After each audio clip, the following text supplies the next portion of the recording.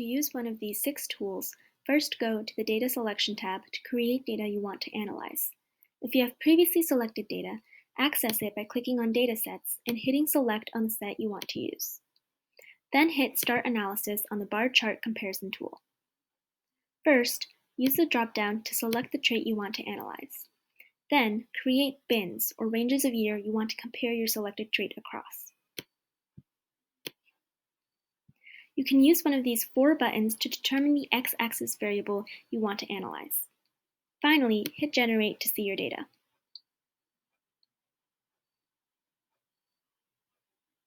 This tool compares your selected trait across your selected bins. To change the way the graph is represented, use one of these 3 buttons. The absolute button represents your data simply as the number of observations for a given value. To see your data as a percentage of the total number of observations, click Relative to Trait and then Generate.